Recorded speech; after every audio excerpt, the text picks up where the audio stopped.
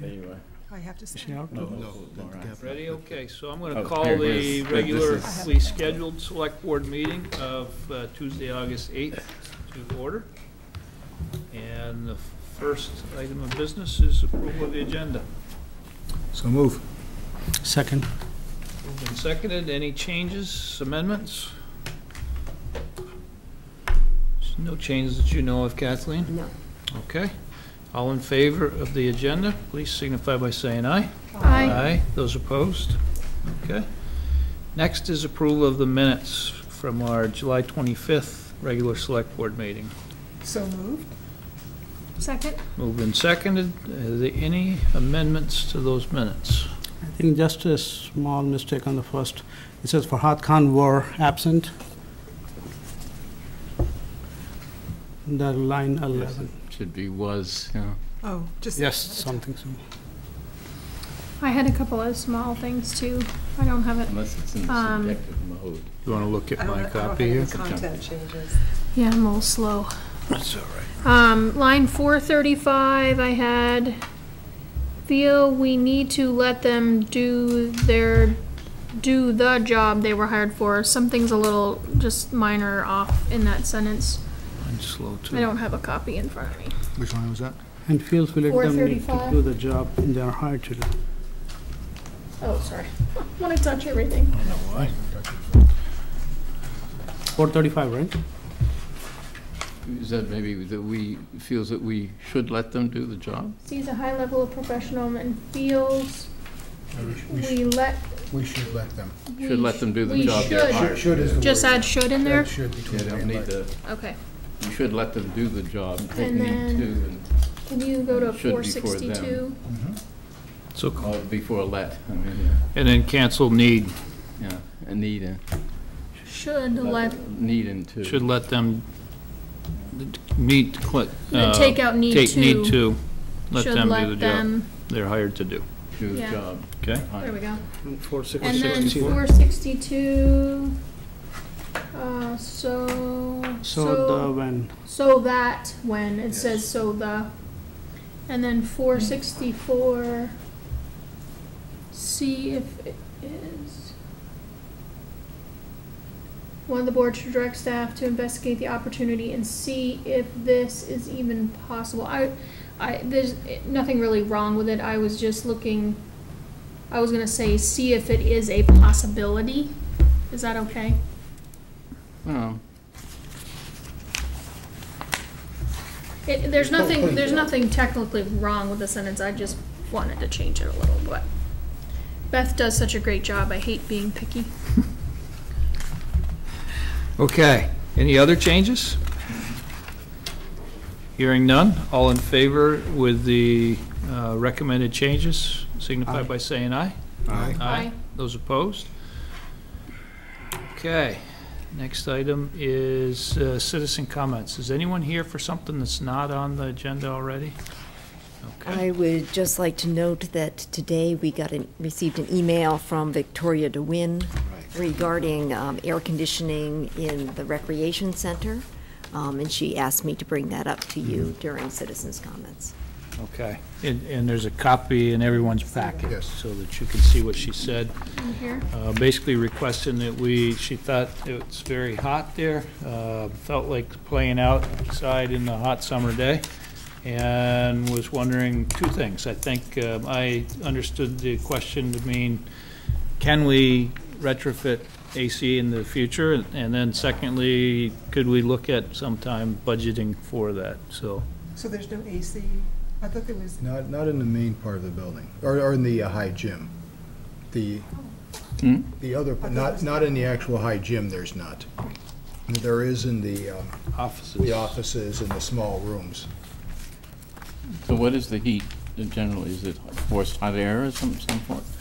I believe, I'm trying to recall, I think it is it's a heat pump system on the So forced air, so. Mechanically, there's not, It's wouldn't require putting in a new heating system if you were. I believe it's a ducted system, but I think it would have to check and see what was involved in there. I honestly don't So I relayed the concern to Breadloaf in hopes that they would provide an estimate of what that might be. I think we just take the concern and let some experts give us some Their concern. advice on that. Okay, I think we're ready for you, Dan. Award of the bid for installation of streetlights in Mill Street parking lot. Good evening. Good evening, Dan. Okay, this is part of a grant. It's from a 2014 Municipal State Park and Ride grant from VTrans. What we're doing there is, well,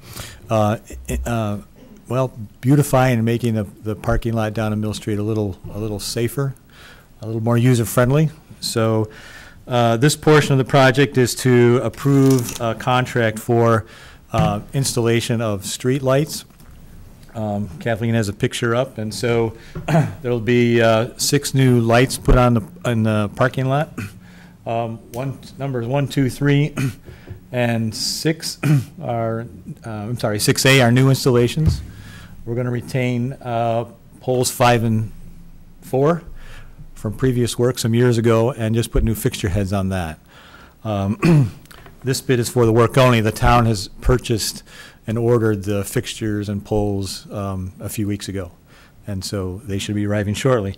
So I sent out proposals, solicited bids from several electrical contractors, so on and so forth, probably about 6 or 7 total.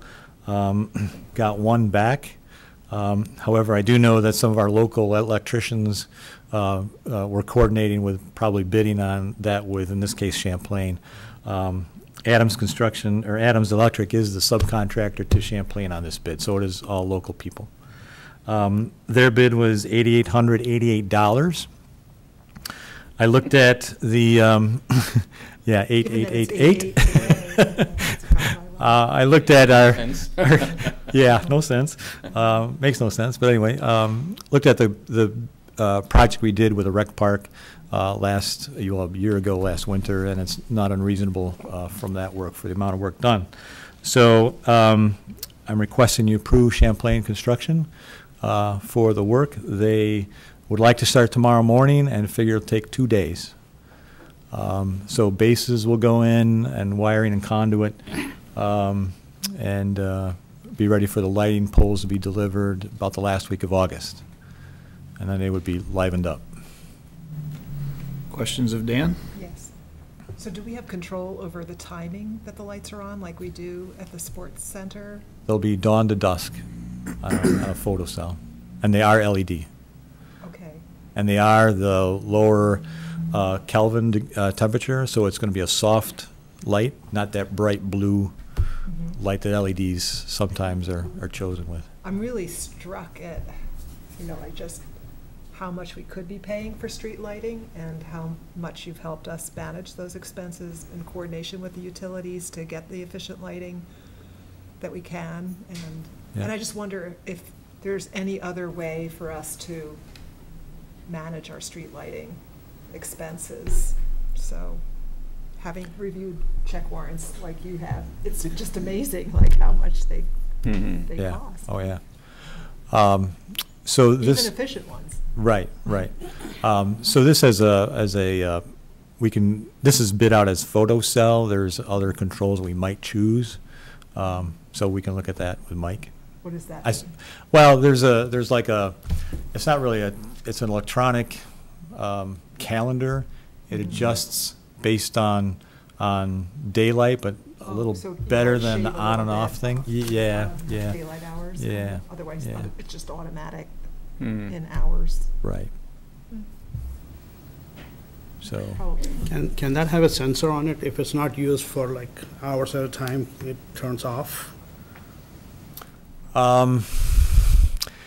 The only thing you could probably do, and it'd be it'd be a change in the fixture heads, is to go to something that's a motion sensor.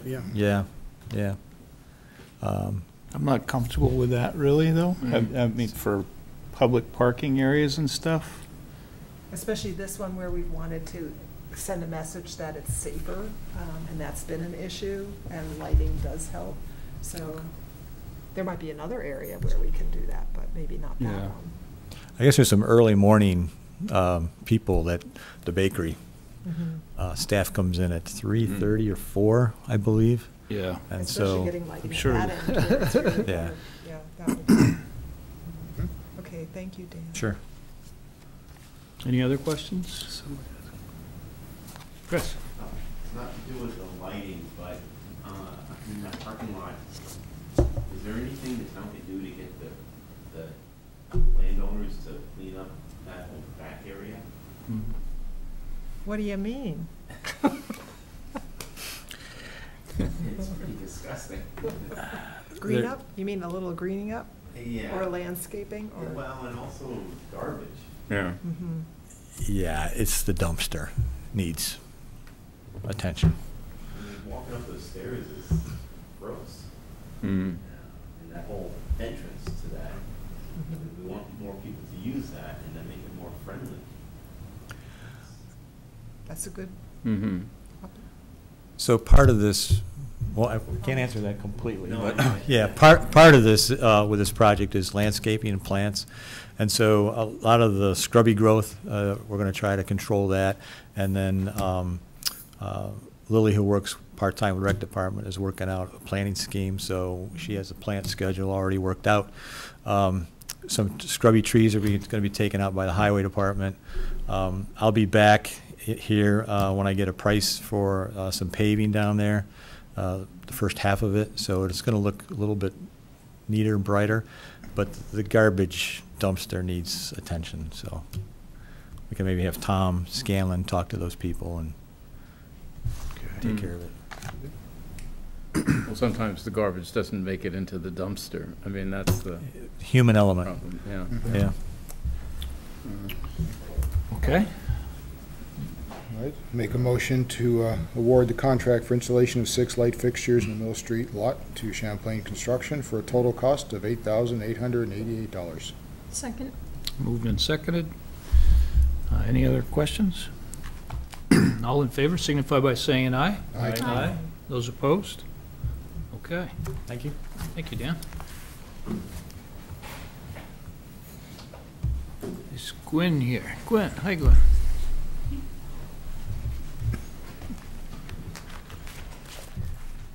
Hello, everyone. My name is Gwen Zakoff. I was invited here to talk to you about the Vermont League of Cities and Towns municipal policy and answer any questions you might have about the policy process, the adoption process, the policy committees, how the board of directors deals with the issues, and any specific policies that you have questions about. I'd be happy to answer. I'll preface that with that the 2018 policy is still in the works. It hasn't been presented to the board yet for approval. All of the policy committees have already met, and we're 95% done with the edits to the new policy moving forward. So I don't know how familiar the board is with VLCT's policy or the processes that we go through to adopt, or the committees. Is there anyone familiar at all with this, or am I starting from scratch? Why don't you start from scratch? Okay, sure. So and I have, I hate paper, but I can pass these out to you. They're, I took a few of the articles from our bylaws that have to do with policy adoption, specifically our meetings, how the voting goes down, and the different committees that are established. And the league has subcommittees that are basically our legislative policy committees, and they're divided into subject matter. You'll have those that are dealing with taxing and regulation. You'll have ones dealing with public safety, those dealing with a newer group we have now. Our policy committee group is a water quality group, just because it's become such a huge issue. So there's 5 different subcommittees, and they are comprised of essentially members, municipal and even outside municipal. We do, like, for example, in the public safety realm, we do have sheriffs that are sitting on our policy committee, nonprofit ambulance service workers that are not necessarily municipal, but might do municipal sort of work. So they're comprised of those individuals that have the closest relation to the subject matter at hand. And there's a nominating process. Someone can nominate themselves. They can nominate somebody else. Pretty much, it's an open door. We generally are really excited when we have a lot of people interested in being on these policy committees, and we try to do a wide variety of geographical locations for, who compromises these different subcommittees, small communities, large communities, communities from the kingdom, communities from the south. As much as we can diversify, we try to. But generally speaking, I've been in this position at the League for 3 years, and we haven't really turned anyone away that I know of that wants to be on a policy committee. So generally how it works is they work through the last year's policy, and they go pretty much bullet point to bullet point through each policy and make edits and add new things, delete old things, and go through the edit process. And in August, the draft policies are put forward to the board of directors. And the board of directors has final say on the policies. I would say 9 times out of 10, they're pretty much taken on their face unless there's some real issues with something that might have come out of left field or something they don't feel very comfortable with. Once the policy is approved, it's moved forward to the membership. And the way it works under our bylaws is that during our town fair, which is our town annual meeting, each municipality, I should say, has a 1 vote. So it's very democratic, so 247 that are able to vote, and a select board, or usually it's a select board or city council, will nominate someone to represent the town or city on individual issues. And amendments can be made on the floor. They can be made in writing beforehand. I will say, though, however, amendments to change the policy that's put forward does require a 2/3 vote for new changes. Generally, it's just a majority vote for anything that's in the policy itself. So we strongly encourage, and we always are taking in recommendations or proposals from communities about changes that they would like within the policy. So we'll submit them to the policy committees, and then we'll also submit them to the board of directors for review. And after the policy is adopted, that's the policy that's in play until the next meeting in October. And the board does have discretion to make changes or tweaks to it under our bylaws, but that's under very rare circumstances, or under circumstances where the policy might not be specific enough and a legislative item comes up that's very new or hadn't been fleshed out really well beforehand, and then they'll might make tweaks to it. So that's the nuts and bolts of the process. And if you have questions about anything in particular about that, I can hopefully answer you. I'll try. Or any questions about anything within our policy itself that you would like to speak to? Well, I think I'm clear about the process for how you come up with policy, and I certainly discern from the language of the policy that you're really looking after municipalities, especially funding, implications for us from legislation that might come from the state. So I'm sure we appreciate that. And I do know that we had some debate, minor, around the legalization of marijuana, and so I was wondering if you might speak to that, so that those that are viewing might understand the board's position and how it got to that, and if it's shifting, or what might affect its shifting. So that would be helpful today. So I'll preface this, and that's a really good way to lead into explaining our position, I think, on marijuana to at least a certain degree. So in Vermont, local government has no authority to do anything unless the legislature specifically grants it. We're one of maybe 3 states that are called like a pure Dillon's rule state, meaning that unless we have very explicit authority in statute, we have no power. So historically speaking, things that aren't caught by the legislator, the legislative, the Senate and the House, if they don't catch certain things along the way when they're developing certain policies, a lot of the time, local governments are lacking the resources and local control to deal with the implications that come thereafter. And it's not just about marijuana, that's really the whole spectrum of issues. And that's really I stress this because that's really the overlapping umbrella that impacts everything. So specifically with regard to marijuana, that has been an issue where there's towns on both sides of the fence. There's towns that are very, very against it. There's towns that are very neutral, and there are towns who are very pro. I think the biggest subcommittee that deals with this issue, I would have to say, is public safety. Public safety has a very clear voice against legalization. The stresses on our public safety infrastructure as is, with no funding coming from the state and very little resources at hand, are already stressed.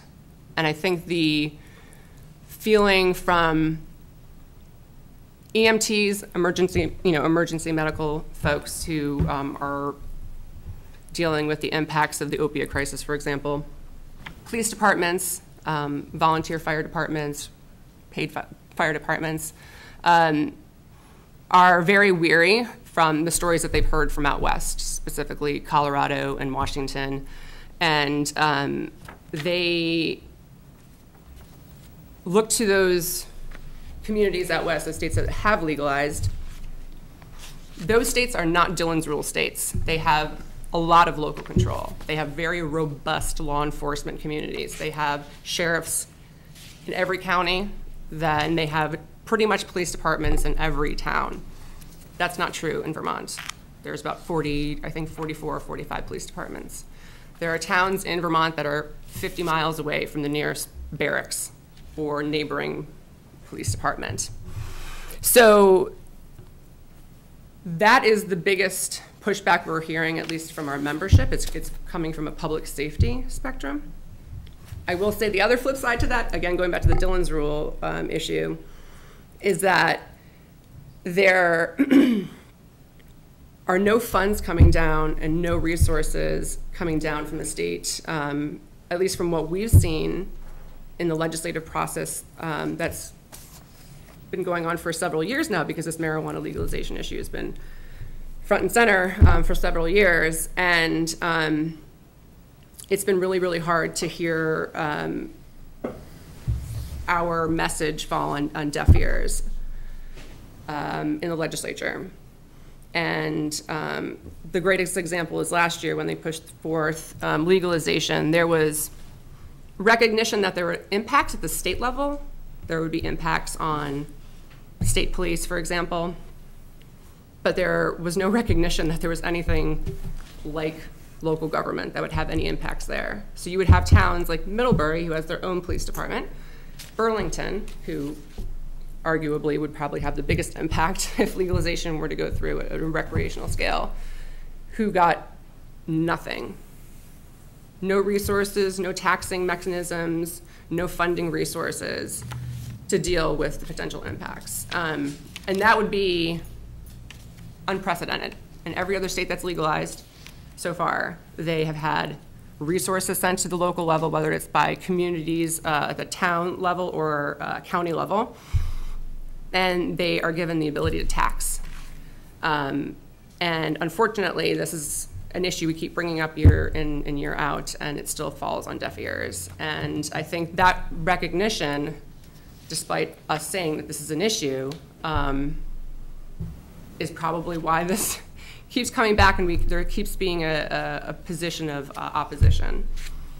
That being said, I will say, and I don't want to speak out of turn here because the policy hasn't been formally adopted yet. There was discussion, at least in the Public Safety Committee, that the language used in our previous policy to just say absolutely not, we don't believe legalization is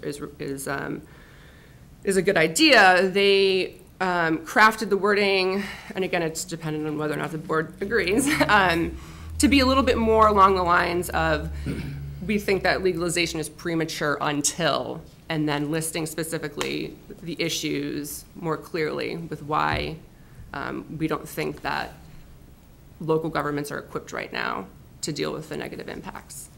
So I think that's sort of the overall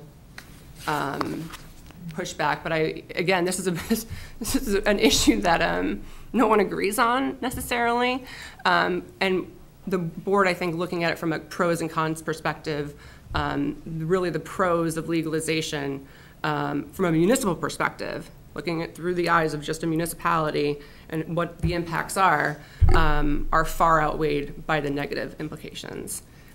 And I can say that just speaking to our sister organizations, the sister leagues that we have out in Colorado, who I've been working with, and they're amazing at providing resources and just explaining the issues that Colorado has had.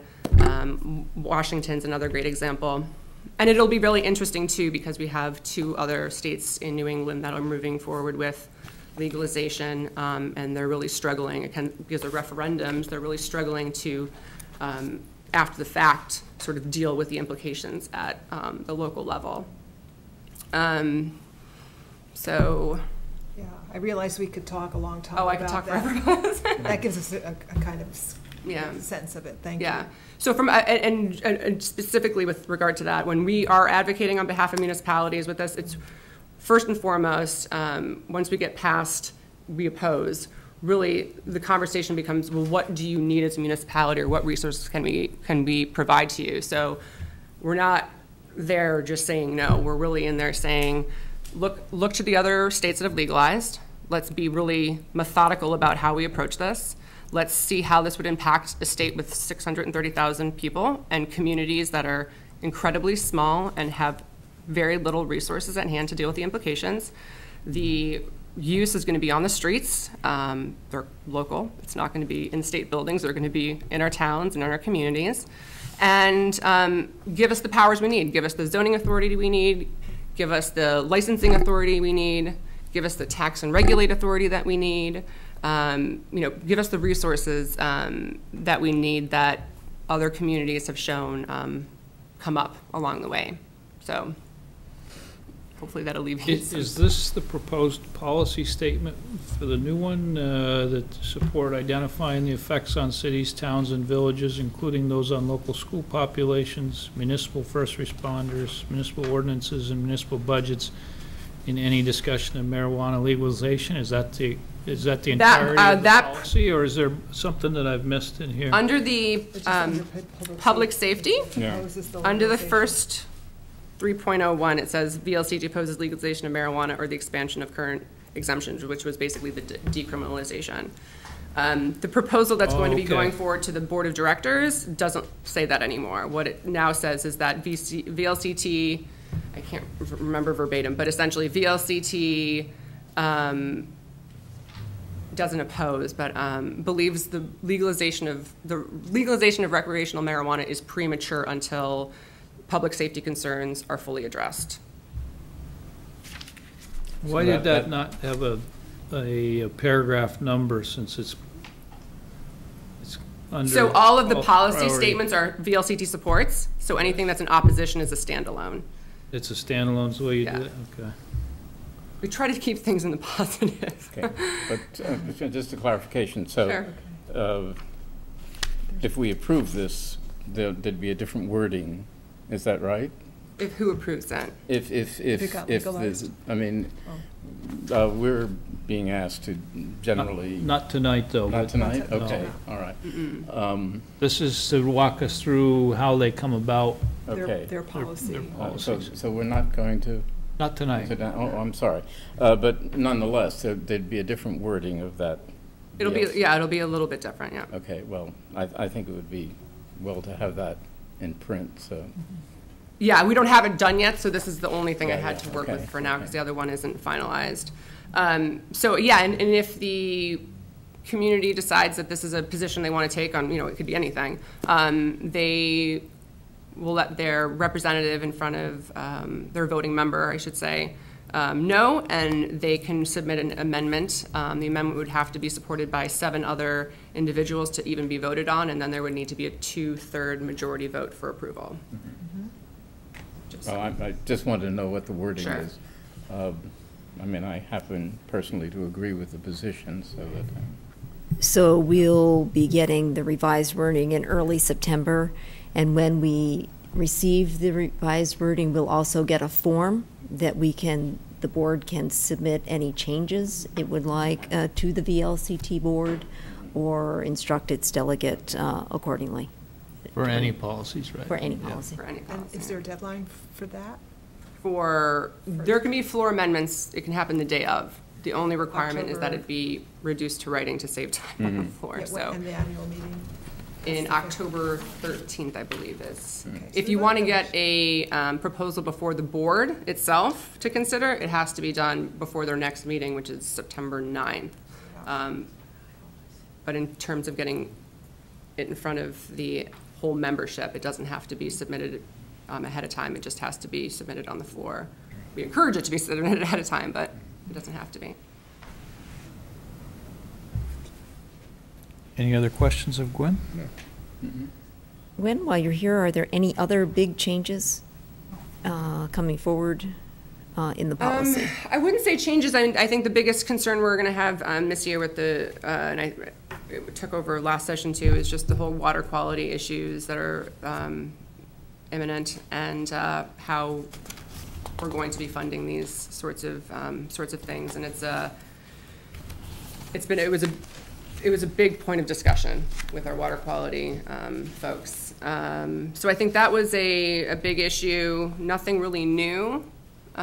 We know that marijuana legalization is going to be there, so that's obviously a big one. And water quality is probably the other big one. But nothing out of left field, I would say. So Gwen, we're fortunate enough to have our 2 representatives to the State House here this evening, and I believe Robin has a question. Yes. Do I need to come to the microphone? If you could come forward, just so that those on TV can hear the That question. microphone, I think, is on, right over there, if you wanted to. Oh, that'd be great, yeah. I'm going to have to kneel down. Thanks for coming, Gwen. It's Yeah, helpful sure. to hear about this. I'm actually going to direct this, I think, at the town, because it sounds like that the town, the select board's going to be voting on supporting either the policies in whole or in part. Is that the process? We do that we're- each year, yes. Okay. So, I'm not sure if I have this right, but didn't this come up at our town meeting this year? And was there some conversation about not having the select board take a position on this without getting public input It on did this come particular up. issue? I don't think it was at town meeting, but it came, I think It came up at at a town select. meeting, It yeah. It did? Okay. But it was not a binding vote, Right. right. No, I hope you recognize that. Okay, I good. recognize All that, right, good. but it was clearly the community is very interested in this. We And- could argue about that, but Well, we let's don't go on. know. I think the Alright. community is interested in it, and I would just like to say that, I mean, regardless of whatever I feel about it, I think I got more emails from constituents on this issue than any other issue during the legislative session. And probably 98% of the people were in favor of legalizing marijuana. So regardless of what I feel or you feel, it just seems that it might make some sense to get some more community input about this particular issue. So, question for you, 98% because they're the activists. How many total votes? I'd have to go back and look at my emails. That would be but, interesting. But we had a few controversial things over the course of the legislative session, and this is the one where I got bombarded. It's always interesting to see where you get your input from. So that I just wanted to inform you of that, and maybe think about before the select board takes a formal vote, if at a select board meeting you can announce that this is going to be talked about, or I don't know, whatever you want to do, but getting more public input on something. We have the polling. I'd just like to respond. I mean, we do have a representative form of government, which means that we don't operate by plebiscites. Right. Being a representative means that, to be sure, you represent the people and you need to be aware of public sentiment. But on the other hand, you represent the public good. And that sometimes doesn't always conform. Mm-hmm. And I think that this is a very important issue. And simply to say that there was, at the end of town meeting, someone stood up and said, oh, this is great, and so on and so forth. That was not a binding vote. And this is a very complicated issue. It has to deal with addiction problems, has to deal with highway safety, and all of these issues. And I think, indeed, it's important to hear from the public, but it's also important for the public to be informed. Mm-hmm. And when finally we come to the end of the issue, if the select board, or you as a legislator, you're representing the people, but you're representing the public good. And you must keep that in mind. Absolutely. And not confuse them. I don't think we're in disagreement, Okay. Victor. All right. Yeah, that's why I also asked Gwen to explain it, so that, All right. you know, it's now I recorded as I background. realize that. But I get concerned when these issues arise, because the nature of our government is a very important matter. At the end of the day, you're elected to decide, and I get that. I was also on the school board too, so I Were there other understand. issues besides this one that you would tell us? That's the one that I've heard the most about. I mean, I've read through most of this. I haven't read through everything with a fine-tooth comb, but clearly that's the one that I just wanted to let you know that that's the one that I've heard the most about from people, and that. Yeah, the select board received a reminder note from a local attorney about the discussion at town meeting too. So we're reminded of that. Great. Okay, thank you. Is there any opportunity for more public comment, or do we just raise our hands? About this particular issue, we're not addressing this issue at this evening's meeting. We're talking about the process. Yeah, about Middlebury's participation in the Vermont League of Cities. Right.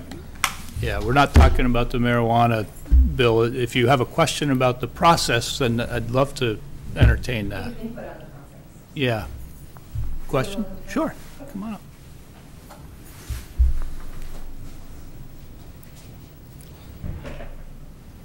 Hi, everyone. My name is Allison Nyhart. I'm a resident of Middlebury, and my comment is related to the marijuana legalization.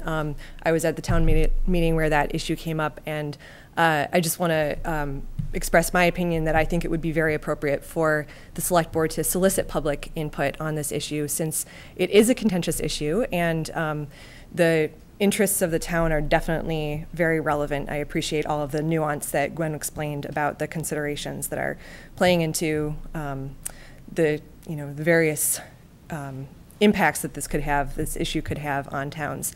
And yet, we have a very rigorous debate going on at the state level.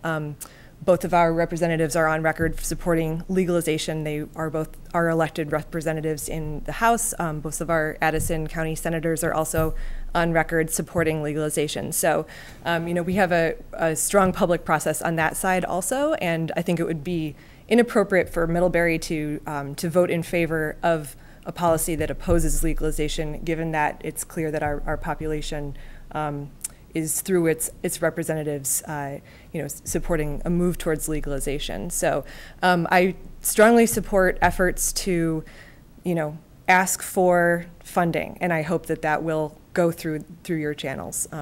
But I would ask that we not take a position as a town without public input.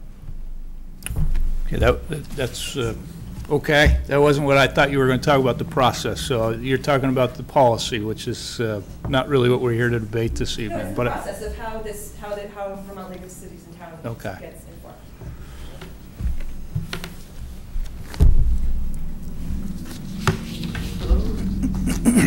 Adam Franco. As those before me have said, I appreciate the challenges facing the town in terms of the funding and the public safety improvements, and I would hope that the town could look at that throughout this process of potentially drafting amendments to the Vermont League of Cities and Towns policy position to really target funding. And because it sounds like that's really where the sticking point is for the town. The broader issues of marijuana legalization are many, but the ones that really affect the town are the fundings to support public safety initiatives, et cetera. So as part of the lead up to any voting on the matter, I would encourage the select board to think about submitting a amendment proposal to really focus on that funding issue. And rather than say, have a policy position against legalization, instead say, okay, state legislature, do what you will, but make sure that we have funding to back this up. So Okay. consider submitting a positive thing that can help the town's interest in that way. These are probably comments more geared towards the initial part of the meeting, which was open to other things, because really we're not addressing the marijuana policy, we're addressing, Gwen is here to talk about the greater, all policies and how we go about that. And, you know, we hear you, and we will try to get some more input when we actually see the policy that comes out of VLCT. I think it's premature to introduce an amendment when we don't even know what they're working on for a policy statement yet. So, okay, any other questions of Gwen? Gwen, thank you for coming. You're welcome. So we understand, because actually I've been on the board now, I don't know how many years, but long enough so, but I did not understand the whole process that you went through, and I think may Democratic, one vote stand per for municipality, all of it, and yeah. it's a very thorough process. But the timeline and how you introduce amendments and everything, that's that's time well spent to educate us. Thank you. And just to piggyback on that, and if not to go into detail, but we're all advocates here for local government. So even if Middlebury takes a position that is opposed, you know, it is in opposition to maybe what the larger membership of VLCT believes, I would strongly encourage Middlebury to advocate on behalf of the resources and the powers and controls that you would need when it comes to code enforcement, zoning, a local option tax, or what have you. We don't have to work against each other if you choose to take a different stance on this. We're all sort of singing the same tune. I think that really what VLCT has seen for the past 35 years is a legislative sort of process that the last thing they sort of think about is what is the impact going to be on municipal budgets, because they are so involved with sort of the state processes at hand, and sometimes we're sort of an afterthought. So as much advocacy as we can get directly from our towns and our membership, that's really where the rubber meets the road. And sometimes you, as a lobbyist for the LCT, you become sort of a talking head. So it always is at any issue. It's really helpful to have our members there behind us speaking their truths and talking about how these issues impact their communities and how we can work together to get a more positive outcome. So hopefully that helps. Great. Thank you. Thank you.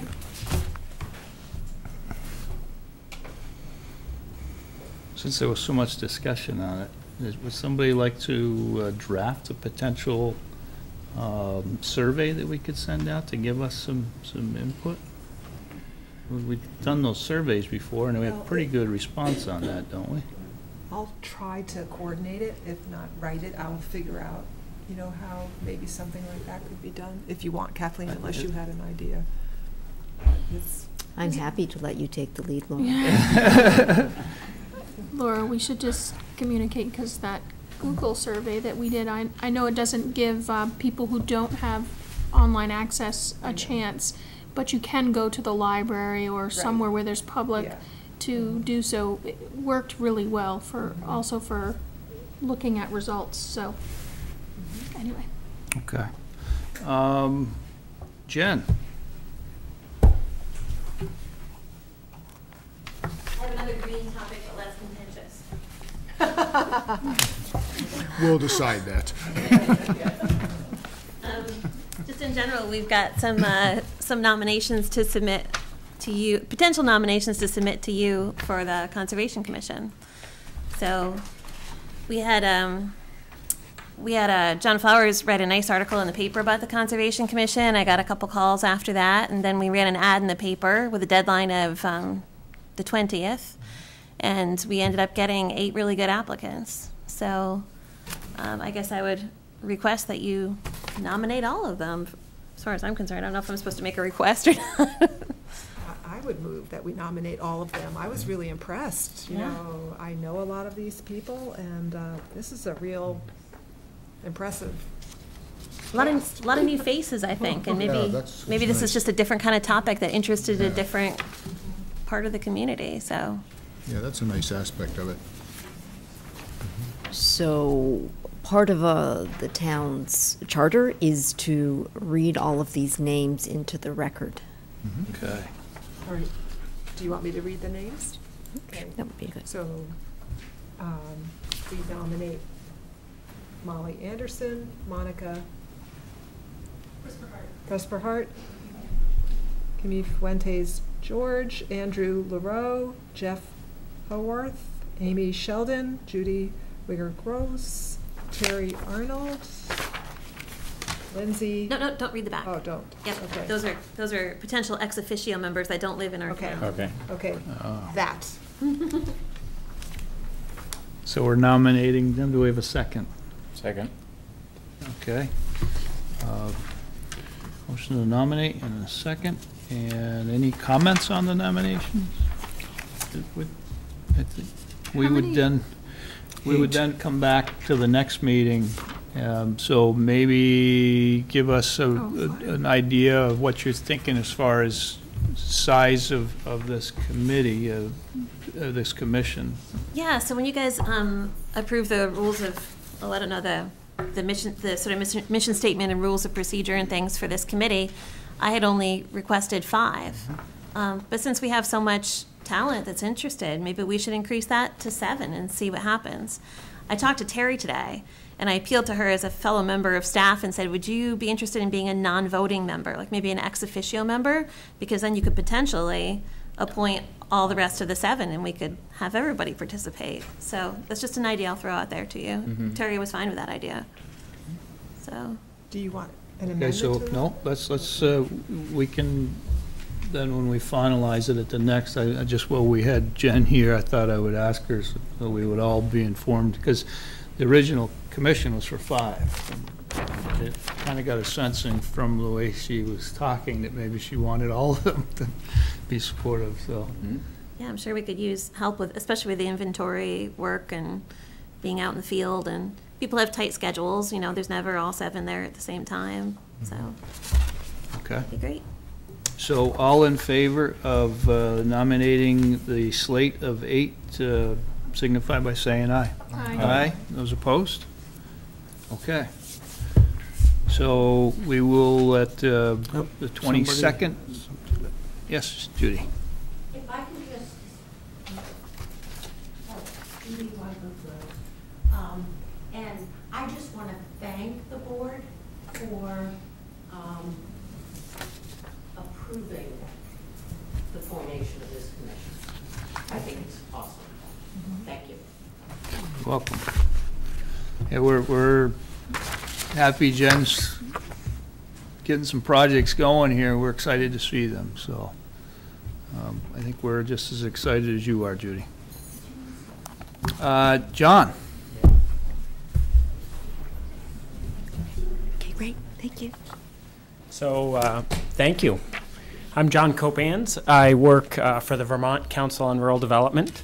I'm the program director for the Climate Economy Model Communities program, and really want to thank you as a select board for giving me a few minutes on tonight's agenda. I know how precious your time is, so this felt like a good time to come back in. I know Steve Mayer came in initially as you applied for this process and probably gave you a bit of an overview.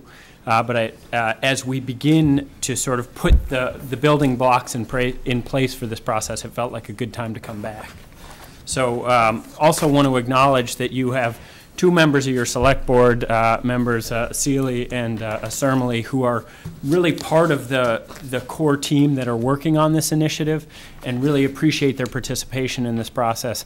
It's so helpful to have this cross-pollination between the elected leadership and the community and the sort of more organic process that will happen through this. And so really appreciate your participation in this process as well. And also just want to again mention Steve Meyer, who really is the local lead on this process. He's away. Otherwise he would certainly be here tonight as well. So my intention really is just to give you a quick overview of the process so that you know what to expect, and so that you can answer questions from your constituents if they've got those, or you can direct those questions to me as well. I think it's really important that everyone sort of understand what this process is and what it isn't as we get it started. You know, Vermont Council on Rural Development over the last 15 to 20 years has coordinated sort of local processes in 56 communities around the state of Vermont. And we facilitate a process where really a community comes together to identify initiatives that they want to focus on, and local leaders step up to lead those initiatives. Really, our function in those conversations is to serve as a facilitator. Some of you may remember back in 2007, Middlebury participated in a creative economy conversation, and that was facilitated by VCRD. Those of you who remember that process, the Climate Economy Model Community Program, to a large degree, is similar to that, in that we will, again, really facilitate a community conversation around the climate economy and how Middlebury wants to develop initiatives within that theme. You know, I get some questions about just what is this thing we call the climate economy. It's a little bit amorphous as a term, and it was actually kind of fortuitous tonight. I was listening to Marketplace, the public radio program, before I came in, and they were talking about what they were terming decoupling. And essentially, since the Industrial Revolution, the relationship between the burning of fossil fuels and gross domestic product has been a direct relationship, right? As an economy goes, your burning of fossil fuels and your carbon emissions grow. That has been a parallel line, both of those lines basically going up. In 33 states at this point, the relationship between GDP and carbon emissions is now decoupled. So we have economic growth in these 33 states, and yet carbon emissions is going down. That represents a sea change in terms of our sort of economic development, both here in this country and internationally. The fundamental philosophy of this program is there will be communities in Vermont, there will be states in this country, there will be nations in this world who really figure out the models to capitalize on this climate economy, so that they are on the front edge, the leading edge of this transition. They will figure out the models for economic success and for affordability under what we would call the climate economy. And that's what this conversation in Middlebury is really about, is thinking about, for Middlebury, what do those models look like? And our job as VCRD is really to facilitate that conversation, to bring a community together. It's really up to Middlebury as a community to decide what this means for you and for the citizens in this town. We've set the theme for this conversation. You all applied to participate in this conversation, but it's really now up to Middlebury to decide what initiatives you and the rest of the community want to implement as part of this program. Our job is to facilitate that conversation and to bring in partners who will really help you realize that vision. So let me just quickly, because I know I have limited time, I've handed out a little bit of a busy chart that runs through the schedule at this point. The important thing to know is that we're going to kick this off on September 18th, which is a Monday, with a big series of forums in the community and a community meal in the evening. And what you will see over the next month and a half is a lot of sort of flyers and spreading the word about that process. It's so important for basically everybody in this community to know that this conversation is happening, and for everybody in this community to know how to participate in this process. Any help you all can provide. We had a great sort of planning committee meeting last week, and there's a huge list of outreach tasks that we will do, whether it's social media, whether it's putting flyers up, whether it's putting bookmarks and books at the library, putting flyers into grocery bags at the co-op and Shaw's. However we can spread the word, and what's important about that outreach is there sometimes is a tendency in these conversations for sort of the usual suspects to participate, and we really want to push this conversation beyond the usual suspects. And in fact, when you're talking about climate, I think sometimes there are portions of a community who think that conversation isn't one that they participate in. Maybe they think, nah, I can't do solar on my roof. I'm not interested in an electric car. This isn't for me.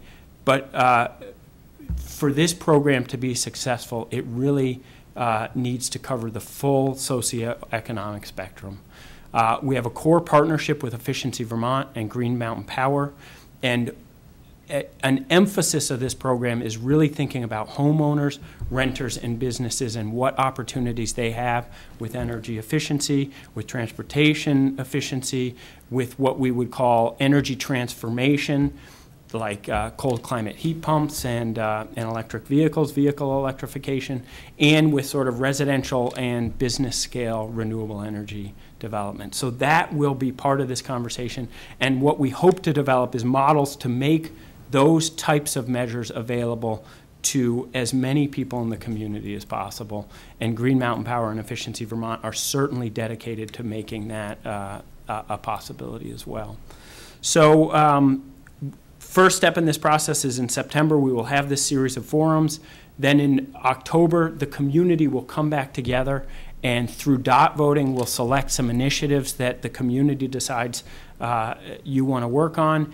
And then at that same meeting, there will be a sign up to basically to say, I want to volunteer to work on the task forces that are going to make those initiatives, that are going to sort of make the plans and implement those initiatives. And then finally, in November, we'll convene those task forces for a first meeting. And at 2 steps in the process, both in September and in November, we bring a visiting team of experts that really can be a sounding board to this community. They can roll up their sleeves and help you think about where the opportunities are in the climate economy. And I can already tell you, people are sort of chomping at the bit to come to Middlebury as part of the visiting team.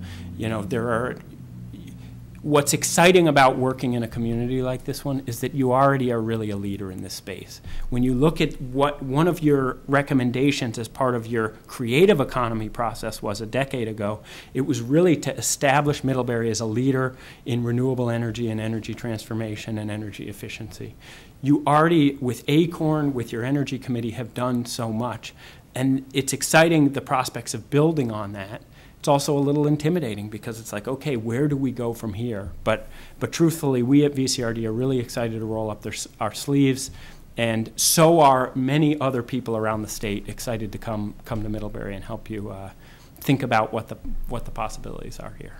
So that's my spiel. Happy to answer any questions at this point.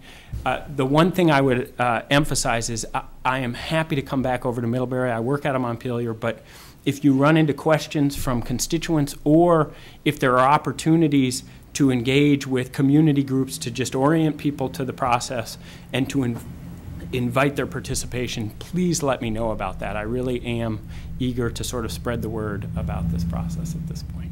So, thank you. Questions of John? Ooh. Sorry. It's all right. It's, I think we're all kind of anxious to see it get started because we've been reading on the Vermont Digger and different stuff coming on, and we just kind of, I think we want to get into it. Yeah, let's get going. So. I'm with you. Very much excited to get our feet on the ground and get started. So, thanks for coming, John. Yeah, thanks so much. Really appreciate it. Jim, update on Bridge and Rail? Hi, everyone. Hi, Jim. Well, there are a few carbon emissions happening over on Merchants Row as we speak.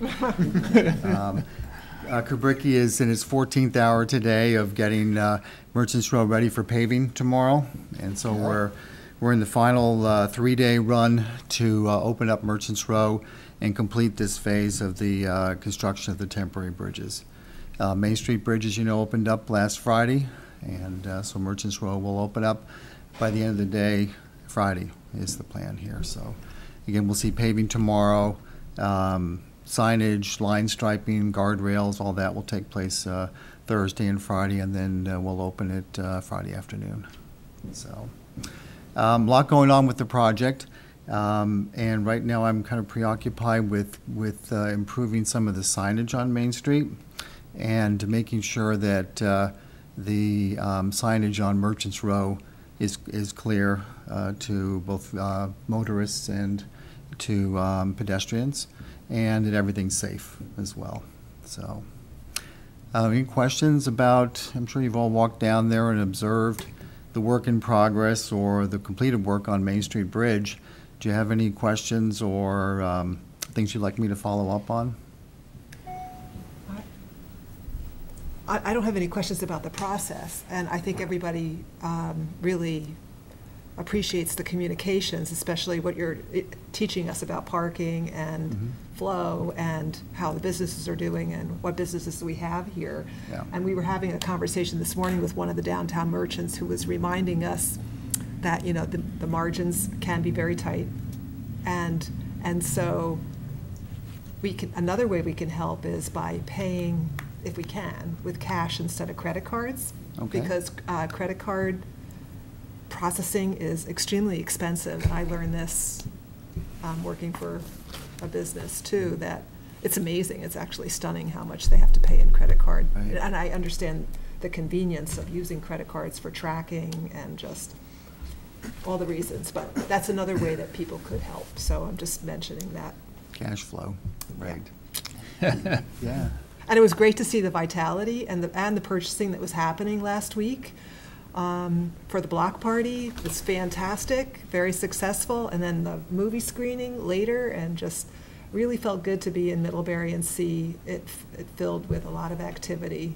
So that was a wonderful effort. Yeah, all the reports I heard from the people who attended and the merchants were that it was a success, and it was great to see everybody walking around with their arms full of things that they'd purchased that evening. So that was a good opportunity to learn about how to keep our downtown vital as we step into the later years of this project. In fact, I'd say that the whole temporary bridge project has been a great dry run for us for the final stage of the project in 2020. Is there anything we learned from the dry run about the Mill Street and Memorial Sports Center parking that we should think about? You know, the ridership data went up this past week. The first week was 25, second week was 50. So, you know, that was a step in the right direction. I think that we'll have to think about how we promote the actor service and whether those are the right two parking lots to have it in. I think a lot more people were parking down on Mill Street, particularly those who work in town, than might have been the case before. So I think we saw some really effort on the part of folks downtown to keep as much parking in place as possible. My only comment will be moving forward. I think one thing we can improve is the signage about business being open. Like you posted a sign today about the diner. I think signage like that would help quite a bit. I think that in 2 years we're going to start the whole thing again, right? So that's something 3 we should years. change. In 3 years. 3 years. 2 to 3 years, yeah. Yeah.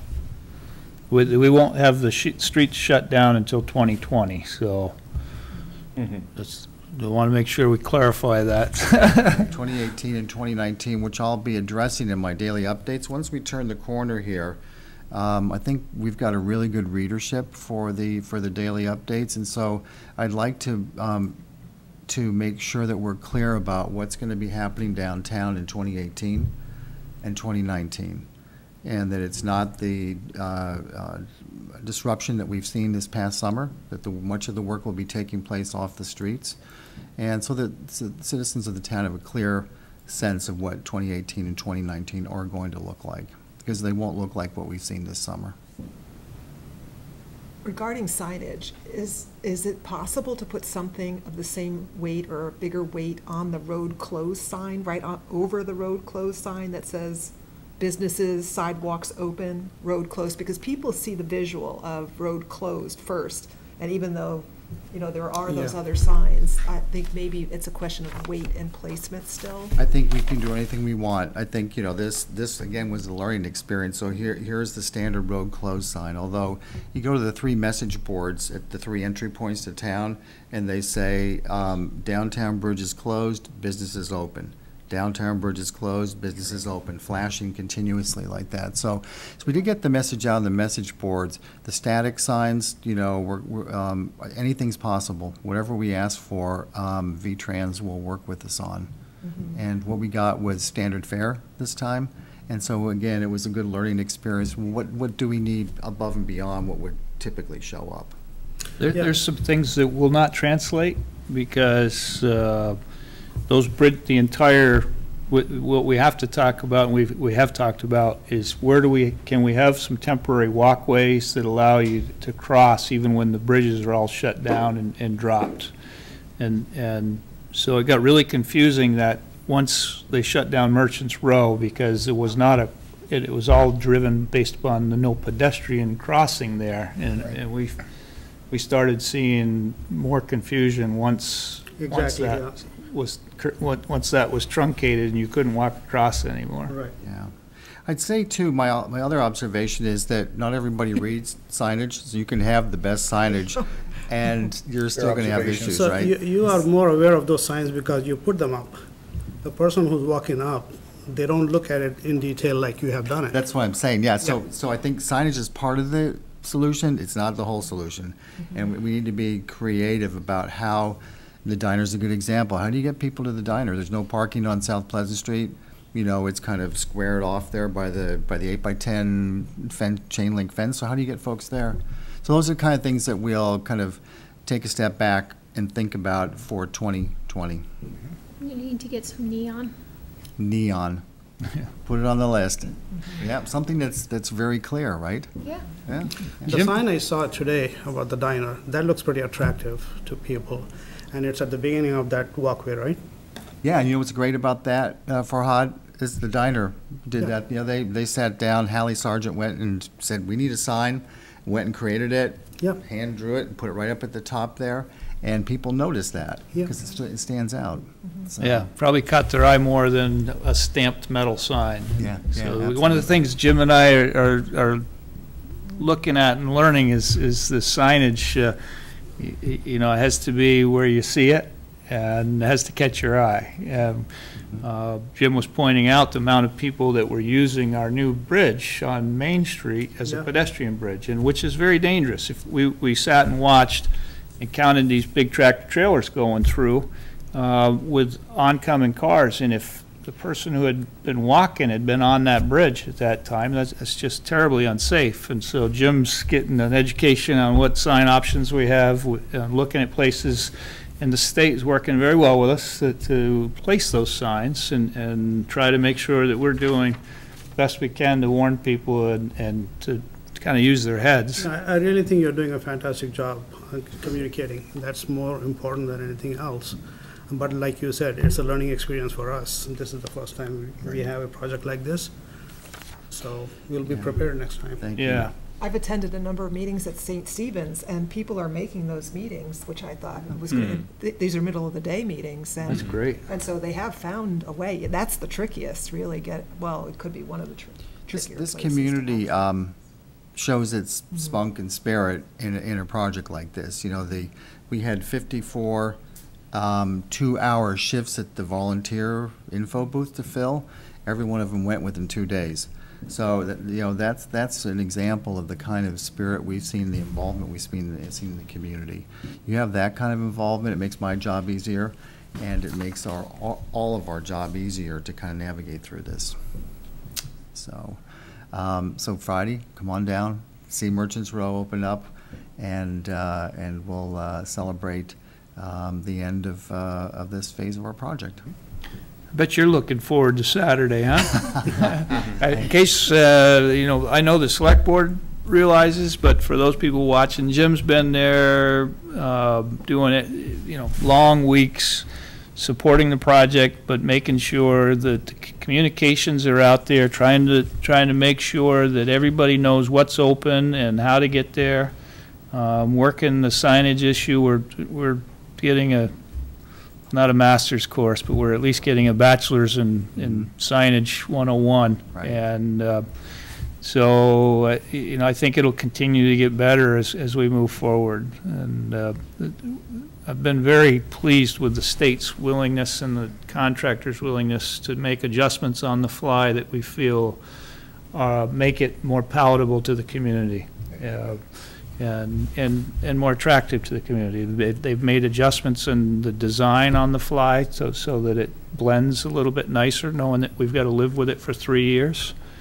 And so, as far as a bad thing, I think it's been as good as it could be. Of course. I know that block party was a lot of fun getting downtown. I encourage the merchants, I hope you're watching, because I encourage the merchants to come up with a night a month or a couple nights a month when we can get downtown after hours for us professionals to, I know I spent more money than I ever intended because you got me downtown. So I think it's be a great thing for the community.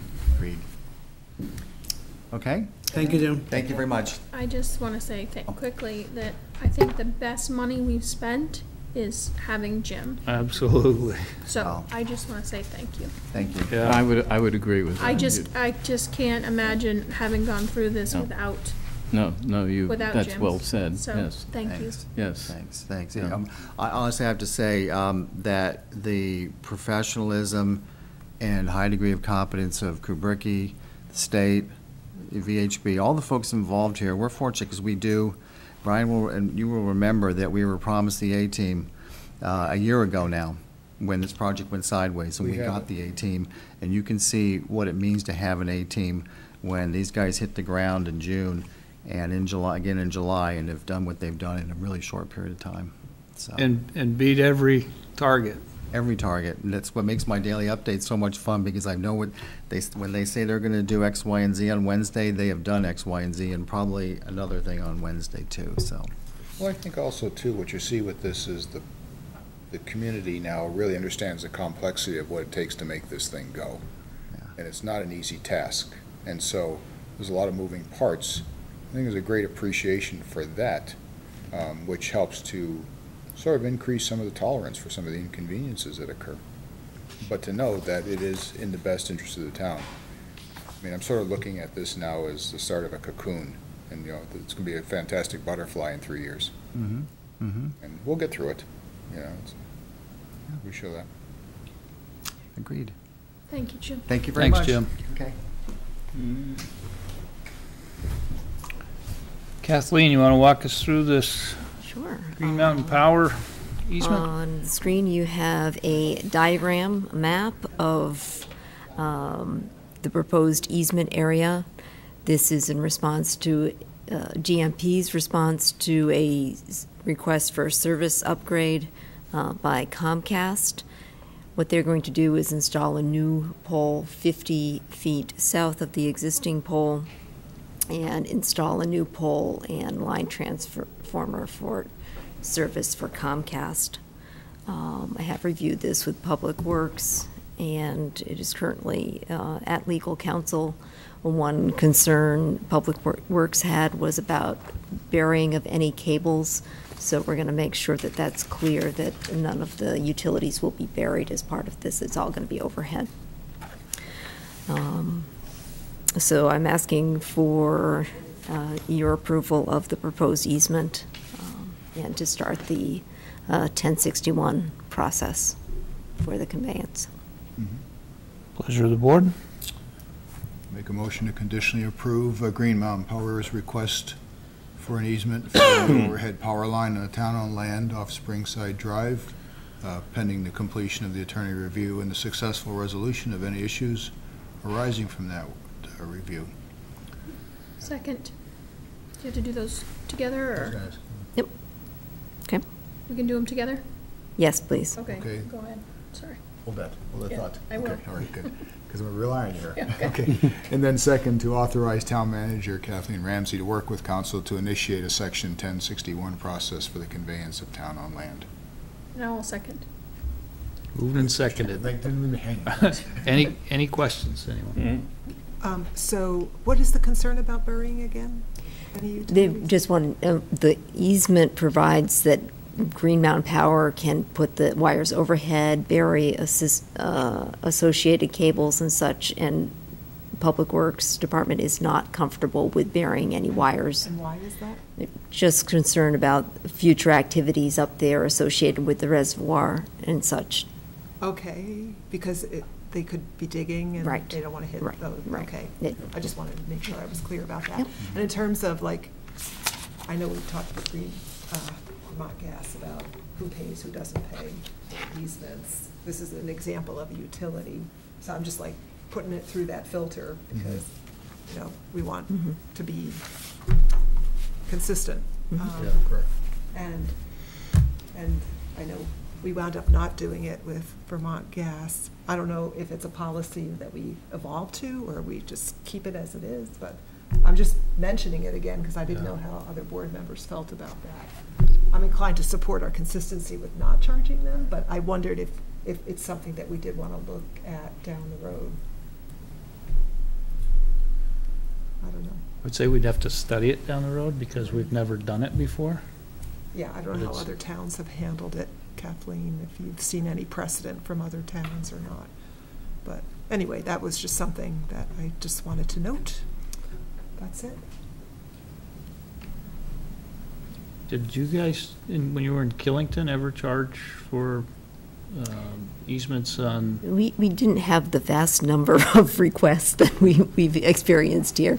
Yeah. Okay. Maybe we can look into that. Only if there's a cost to us for some reason for the future, and that should be shared by. That would be a different story. You know, that's what I'm thinking, you know, like, so I don't know what the policy conversation is around that we might want to consider in the future. Okay. All right. Any other questions? So all in favor signify by saying aye. Aye. Those opposed? Okay. Revision to Code of Ethics. Okay. At your June 27th meeting, you approved a code of ethics for FEMA and Department of Public Safety grants. When that went into the Department of Public Safety, Vermont Department of Public Safety, they asked that we include a provision that any municipal officer or employee who violates this code shall be subject to disciplinary action. And so I've redrafted it based on that input, and it's before you here tonight. I'll move that we Second. do that. Want me to say it all again? Okay. Yeah, you want me to say it all again? Okay, I move that we approve the revised Code of Ethics for administration of the FEMA and Vermont Department of Public Safety grants. I'll second that too. Okay. Questions? All in favor signify by saying aye. Aye. Those opposed? Okay. Check warrants. Everything seems to be good. I checked it today, and I would like to make a motion to approve total expenditures in the amount of $447,911.21, consisting of $332,466.99 for accounts payable and $115,444.22 for payroll for the period of July 26 to August 8, 2017. Second? Moved and seconded. All in favor? Aye. Aye. Those opposed? Okay. Kathleen? Well, Town Treasurer Jackie Sullivan asked me to pass on a reminder that taxes are due Tuesday, August 15th, and to note that there's a payment box out back for your convenience, and also her office will be opening at 7:30 during tax time. And that's all I have. Thank you, voters and taxpayers, for supporting the work of Middlebury.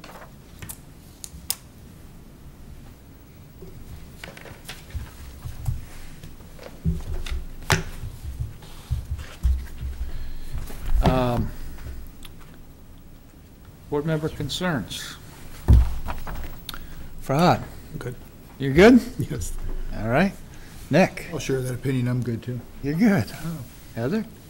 I just wanted to reiterate how wonderful the block party was. I know we talked about it a little bit, but I just want to say I really enjoyed that and really appreciated the effort that Karen and the BMP put into making that happen, especially on short notice, and the merchants for being open. I thought it was a really fun time, and I hope we find a way to do something similar, you know, where we can actually walk in the middle of the street and color chalk in the middle of the street maybe once a year, you know?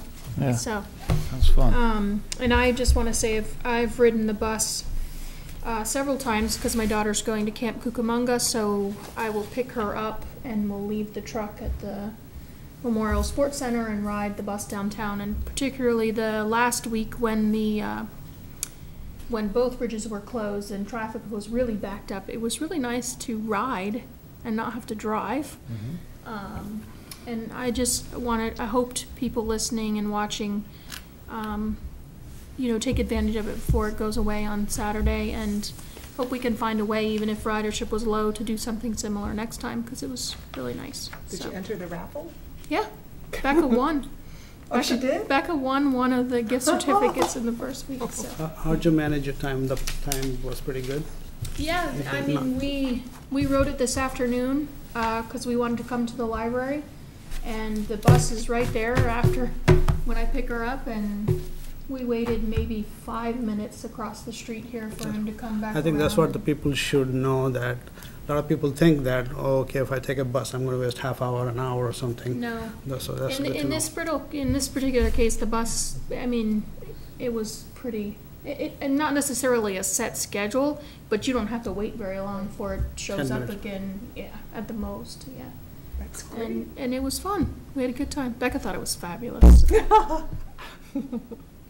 Quicker than a shuttle to the parking lot at the airport. Yeah, it would be, you know, for people like me, it would be even great if I could park at like the Hannaford's parking lot and get a ride, you know, because of course I'm on that side of town. So anyway, thank you to Jim and Karen and for setting those up. So anyway, Laura. Well, speaking of transportation, I really think that that's a distinction that Middlebury could make for itself, you know, around transportation transformation. I was talking about this earlier with some of us, and I really can see that. You know, we've made such great stride. We've got the rail construction and the anticipation of passenger rail and a multimodal transportation center maybe, or some kind of passenger platform maybe, and then we've got already electric charging stations located strategically in town, and we've got a good effort around bike ped, and we've got good public transit infrastructure in place. So we're really well positioned that way to distinguish ourselves as a hub, a transportation hub, and a model for others. So that might be something to get excited about. And we've talked a lot about what we're going to call this initiative, and it made me think of the many ways we've tried to position Middlebury. So it's been interesting because we've had lots of efforts to kind of brand ourselves, and we're thinking about it again with this initiative. So anyone's invited to imagine it also and make suggestions for what that should be. So just wanted to mention that too. Thank you, Laura. Victor. I I have too many concerns to mention them all, so. I mean, they're more global. No, I'm fine. The express shuttle that ends with this construction now, I'm sorry? the shuttle. The express, Yeah. the Main Street Main Express Street. shuttle does. Okay. There's still actor service. Oh, yeah. but- Yeah. But I think Saturday is the last Main Street. Yep. Yeah. That was a specially funded shuttle as part of the project. So you don't want to mention any of them? No, no. Okay, no. all right. I'll let them. We'll debate that Yes, at yes, breakfast another day. Right, right. Okay, so there's a couple things I'd like to, for the listening audience, I'd like to draw attention to the fact our firefighters have been busy lately, certainly they all converged on Blue Spruce, did a wonderful job. They really showed themselves well, and if you saw the Addison Independent article on Thursday, July 27th, it brings to the forefront the recognition of 4 local firefighters.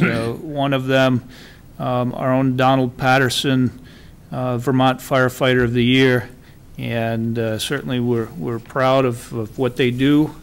As a volunteer fire department, we're really lucky to have a department that high quality.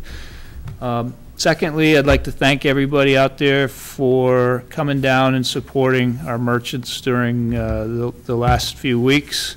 I would ask you not to forget, I mean, they've all paid a little bit of a price for the reduced traffic, and as business people, they will be looking to try to make that up. So don't forget, just because the bridges are open now, gives you a good reason come this Saturday when both bridges are open to come down and stroll and see everything when it's completed, if you haven't already, and maybe buy a sandwich at the diner, or something that just check in on all the businesses and show them your support and thankfulness for being a part of the group that's probably carrying more weight than many of us. So thank you for being a part of it and withstanding it. So with that, we look forward to August 22nd.